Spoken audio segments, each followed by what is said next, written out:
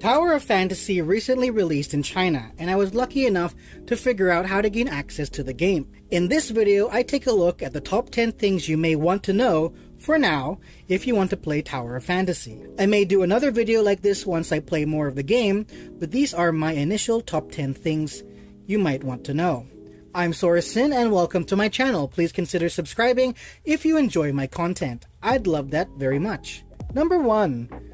A mobile number, Chinese name, and ID number are needed to log into the game.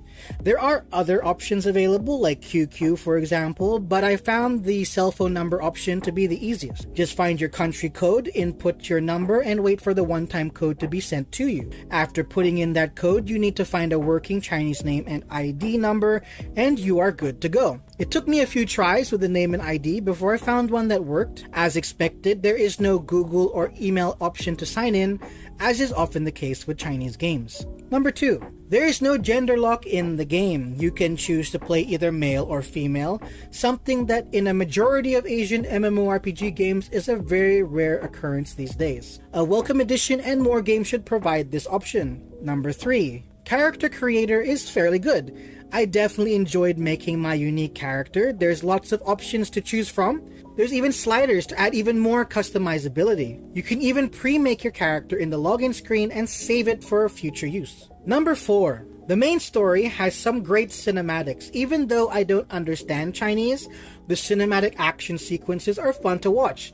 There's definitely some intense, dramatic scenes in the story and awesome action scenes as well from what I've seen. All main story cutscenes and dialogue seem to be voice acted. As some of you should know by now, I do love me some good voice acted content. Here's hoping when the global version comes out, they don't hire some bad voice actors. Number 6. There are vehicles in the game, though they can be a pain to ride because almost everything can stop it. I legit got stopped dead in my tracks by a turtle on the ground, and that was ridiculous. It can cause some very unenjoyable riding experiences. I now tend to just run or use the quick teleport feature for convenience. Number 7. There's no auto combat. This is something I was worried about, but thankfully the game doesn't have any auto combat. The combat is fast, engaging, and it's a lot of fun. Number 8. No auto pathing. You can choose whether to have a path light up on the floor for you or to have a marker show up and find your own way to the destination. This is also a nice feature. Sometimes a game might let you only fight manually, but the game's traveling is on rails. With this game, you can truly enjoy the open world without any temptation of turning on auto-pathing. Number 9. There is no team combat like Genshin Impact. Instead, you can earn a character's weapon through the gacha and can weapon swap during combat for deadly combos. You also gain the look of the owner of that weapon, like some form of avatar, so you can take on their appearance if you like, though I'd rather look like my original created character. Number 10. There is a main story lockout after a certain amount of time played.